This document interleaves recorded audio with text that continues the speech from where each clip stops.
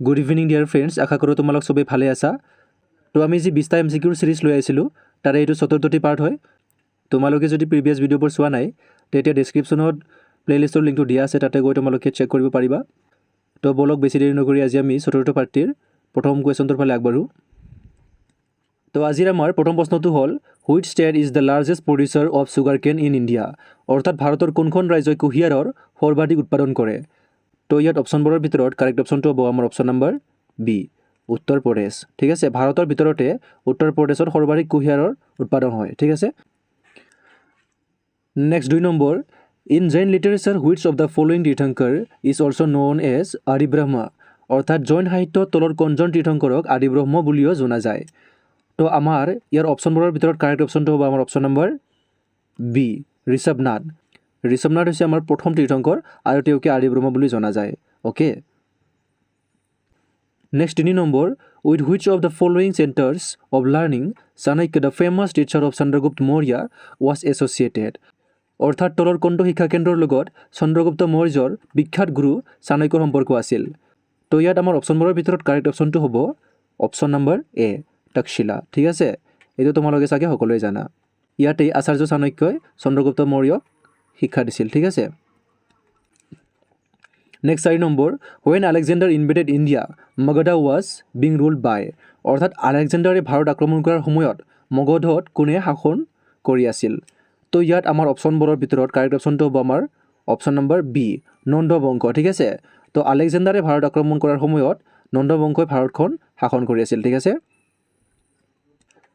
Next 5 number, where is the headquarters of international monetary fund located, অৰ্থাৎ আন্তঃৰাষ্ট্ৰীয় মুদ্ৰা পুঁজিৰ মুখ্য কাৰ্যালয় ক'ত অৱস্থিত, যাক আমি IMF বুলি বেছিকৈ জানো। ঠিক আছে, তো এই IMFৰ হেডকোৱাৰ্টাৰ বা মুখ্য কাৰ্যালয় সেইটো আছে আমাৰ অপশ্যন নম্বৰ চিটো কাৰেক্ট হ'ব ৱাশ্বিংটন DC। ঠিক আছে, কিন্তু তোমালোকে মনত ৰাখিবা।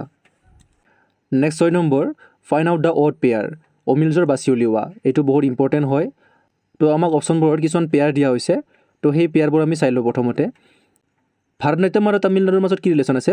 ভাৰত নাট্যম হৈছে তামিলনাডুৰ এটা ক্লাছিকেল ডান্স। ঠিক আছে, classical dance form of Tamil Nadu. Okay, ঠিক তেনেদৰে কথকলি কেৰেলাৰ কি হয়, ক্লাছিকেল ডান্স হয়। মোহিনীঅট্টম কেৰেলাৰ ক্লাছিকেল ডান্স হয়, কিন্তু কুচিপুড়ি উৰিষ্যাৰ ক্লাছিকেল ডান্স নহয়। ঠিক আছে, কুচিপুড়ি হয় অন্ধ্ৰপ্ৰদেশৰ ক্লাছিকেল ডান্স আৰু উৰিষ্যাৰ ক্লাছিকেল ডান্স কি হয়, ওডিচি হয়। ঠিক আছে, ওডিচি। তো আমাৰ যিটো কাৰেক্ট অপশ্যন মানে অৰ্থাৎ আমাৰ ৰং পেয়াৰ সেইটো হৈছে আমাৰ অপশ্যন নম্বৰ ডি। তো আমাৰ অপশ্যন নম্বৰ ডিটো হৈছে অমিল। অ'কে, তো তোমালোকে এইখিনি নোট কৰি ল'বা। এইখিনি হৈছে আমাৰ ভাৰতৰ ক্লাছিকেল ডান্স, স্ক্ৰীনশ্বট মাৰি ল'বা। ঠিক আছে, নেক্সট আমাৰ 7 number, the walker cup is associated with which sport, অৰ্থাৎ ৱাকাৰ কাপ কোনটো খেলৰ লগত জড়িত। তো ইয়াৰ শুদ্ধ উত্তৰটো হ'ব আমাৰ option number A, golf. Golf খেলৰ লগত জড়িত এই ৱাকাৰ কাপটো। Next 8 number, the river known as the Ganges of the southern India is, অৰ্থাৎ দক্ষিণ ভাৰতৰ গংগা নামেৰে জনাজাত নদীখন হৈছে। তো দক্ষিণ ভাৰতৰ গংগা বুলি আমি কাক জানো, কাবেৰী নদীক জানো। ঠিক আছে, তো আমাৰ কাৰেক্ট অপশ্যনটো কি হ'ব, option number B. Okay, Kaveri নদীক আমি দক্ষিণ ভাৰতৰ গংগা বুলি জানো। Next 9 number, bronze is an alloy of, অৰ্থাৎ ব্ৰঞ্জ তলৰ কণ্টৰ মিশ্ৰণ। এইটো বহুত ইম্পৰ্টেণ্ট প্ৰশ্ন হয়, পৰীক্ষাত প্ৰায় অহা দেখা যায়। তো ইয়াৰ কাৰেক্ট অপশ্যনটো হ'ব কপাৰ আৰু টিন। অপশ্যন নম্বৰ চিটো কাৰেক্ট হ'ব, কপাৰ আৰু টিনৰ মিশ্ৰণত ব্ৰঞ্জ তৈয়াৰ হয়। ঠিক আছে, next 10 number, what is the capital of Kerala, অৰ্থাৎ কেৰালাৰ ৰাজধানীখনৰ নাম কি। এইটো বহুত ইজি হয়, তোমালোকে সকলোৱে জানা চাগে। তো ইয়াৰ শুদ্ধ উত্তৰটো হ'ব option number A, Thiruvananthapuram is the capital of Kerala. ঠিক আছে, next 11 number, what is the currency of Vietnam, ভিয়েটনামৰ মুদ্ৰা কি। তো আমি শুদ্ধ উত্তৰটো চোৱাৰ আগতে ইয়াৰ ট্ৰিকটোৰ দ্বাৰা আমি জানিবলৈ চেষ্টা কৰোঁ। ঠিক আছে, তোমালোকে এটা পিকচাৰ চোৱা। ঠিক আছে, এইটো ধৰা হ'ল এইটো এটা ডং বা খাল। ঠিক আছে, আৰু ডং বা খালটো আমাৰ কেনেকুৱা ভয়ানক দেখাত, ভয়ানক। তো তেনেকুৱা খালত আমি কি থকা বুলি ভাবোঁ, আমি ভূত থকা বুলি ভাবোঁ। ধৰা হ'ল মই এজন সৰু ল'ৰাক ভয় খুৱাবৰ কাৰণে ক'লোঁ যে এই খালটোত ভূত আছে আৰু ভূতে তোমাক হানি দিব। ঠিক আছে, তো খালক আমি কি বুলি কওঁ, আচলতে আমি নৰ্মেল ভাষাত ডং বুলি কওঁ। তাৰপিছত খালত কি আছে, ভূত আছে। কি আছে, ভূত বা ভূত, আৰু ভূতে কি কৰি দিব, হানি দিব। ঠিক আছে, তো এই ভূতৰ পৰা আমি ল'ব পাৰোঁ ভিয়েটনাম, আৰু এই ডংটো হ'ব আমাৰ ভিয়েটনামৰ কেপিটেল ঠিক আছে আৰু হানয়টো হ'ব ইয়াৰ কাৰেঞ্চি তো আমাৰ যেটো কাৰেক্ট এনসাৰ সেইটো হ'ব আমাৰ অপচন নাম্বাৰ ডি হানয় ঠিক আছে Hanoi is the capital of Vietnam next 12 number the national park which is located in Meghalaya is মেঘালয়ত অৱস্থিত ৰাষ্ট্ৰীয় উদ্যানখন হ'ল তো ইয়াত আমাৰ অপচনবোৰৰ ভিতৰত কাৰেক্ট অপচনটো হ'ব option number D Nokrek national park এইটো তোমালোকে কেনেকৈ মনত ৰাখিবা মই এটা ট্ৰিক বনাইছোঁ ইয়াৰ কাৰণে মই ক'লোঁ যে মেঘালয়ৰ মানুহবিলাক বল প্ৰয়োগ নকৰে বল প্ৰয়োগ কি নকৰে বল প্ৰয়োগ নকৰে ঠিক আছে তো এই বল প্ৰয়োগৰ পৰা আমি মনত ৰাখিব পাৰোঁ বল পক্ৰম আৰু নকৰেৰ পৰা মনত ৰাখিব পাৰোঁ নকৰেক ঠিক তো এই দুখন হ'ল মেঘালয়ৰ নেশ্যনেল পাৰ্ক অ'কে এইটো তোমালোকে মনত ৰাখিবা তো আমাৰ কাৰেক্ট এনসাৰটো কি হ'ব নকৰেক নেশ্যনেল পাৰ্ক এইটো মেঘালয়ত আছে ঠিক আছে বাকি মুৰলেন আছে মিজোৰামত আৰু কেবল লামজাও নেশ্যনেল পাৰ্ক এইটো আছে আমাৰ মণিপুৰ যেটো আমাৰ একমাত্ৰ floating national park in the world এইটো তোমালোকে মনত ৰাখিবা বহুত ইম্পৰ্টেণ্ট ঠিক আছে আৰু ইটাংকি হ'ল আমাৰ নাগালেণ্ডৰ নেশ্যনেল পাৰ্ক অ'কে তো আমাৰ কাৰেক্ট এনসাৰটো কি আছিল D Nokrek national park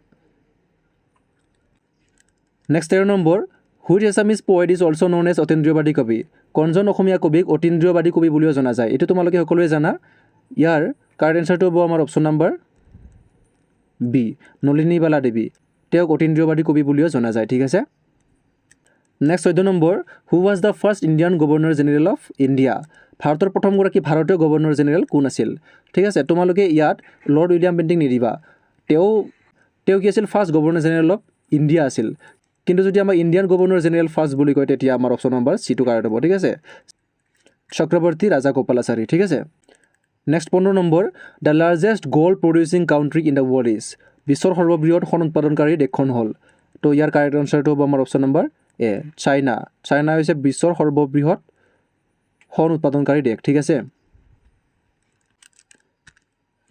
next 16 number Panama canal connects which two oceans অৰ্থাৎ পানামা খালে কোন দুটা সাগৰক সংযোগ কৰে তো তোমালোকে এই মেপখন চোৱা ইয়াত এই দুটা যিটো আছে এইটো হৈছে আটলান্টিক অচিয়ান আৰু পেচিফিক অচিয়ান তো এই দুটা সংযোগ কৰে পানামা খালটোৱে ঠিক আছে তো ইয়াত আমাৰ অপচনবোৰৰ ভিতৰত কাৰেক্ট অপচনটো হ'ব option number B Atlantic ocean and Pacific ocean okay next 17 number who was the first women speaker of Lok Sabha অৰ্থাৎ লোকসভাৰ প্ৰথম মহিলা অধ্যক্ষ কোন তো ইয়াত মই অসমীয়াটো দিব পাহৰি গ'লোঁ তো ইয়াৰ কাৰেক্ট এনসাৰটো হ'ব আমাৰ option number B Meira Kumar ঠিক আছে মীৰা কুমাৰ আছিল প্ৰথম মহিলা অধ্যক্ষ অফ লোকসভা ঠিক আছে next 18 number who organise Mrityu Bahini in Assam for fighting against the British during India's independence movement ভাৰতৰ স্বাধীনতা আন্দোলনৰ সময়ত ইংৰাজৰ বিৰুদ্ধে যুঁজ দিয়াৰ বাবে অসমত কোনে মৃত্যু বাহিনী আয়োজন কৰিছিল আমাৰ অসমৰ এই হিষ্ট্ৰী হয়তো তোমালোকে চবে জানিব লাগে তো ইয়াৰ কাৰেক্ট এনসাৰটো হ'ব আমাৰ option number B Pushpalata Das ঠিক আছে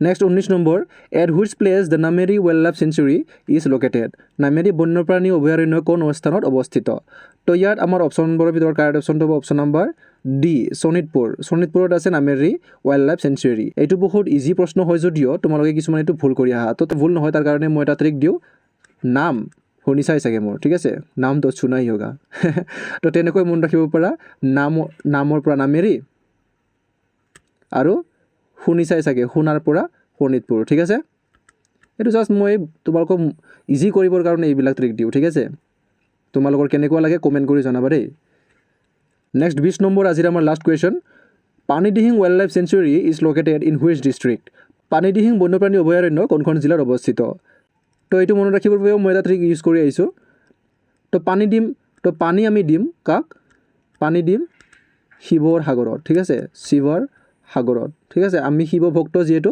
আমি ক'ত পানী দিম শিৱৰ সাগৰত তো সেই পানী দিহিংটো ক'ৰ আছে শিৱসাগৰত আছে ঠিক আছে তো এইখিনি আছিল আজিৰ আমাৰ চিৰিজটোৰ 20টা MCQ তো ইয়াৰ ভিতৰত তোমালোকে কেইটা শুদ্ধ কৰিব পাৰিলা সেইটো তোমালোকে কমেণ্ট কৰি জনাবা আৰু ভিডিঅ'টো তোমালোকে যিমান পাৰা বন্ধু বান্ধৱীৰ লগত শ্বেয়াৰ কৰিবা আৰু চেনেলটো ছাবস্ক্ৰাইব কৰি ল'বা যাতে নেক্সট ভিডিঅ'ৰ ন'টিফিকেশ্যনবোৰ পাই থকা তো কাইলৈ আকৌ 7:30 বজাত লগ পোৱাৰ আশাৰে আমি ভিডিঅ'টো মানতে সামৰণি মাৰিলোঁ তো ভিডিঅ'টো শেষলৈকে চোৱাৰ বাবে ধন্যবাদ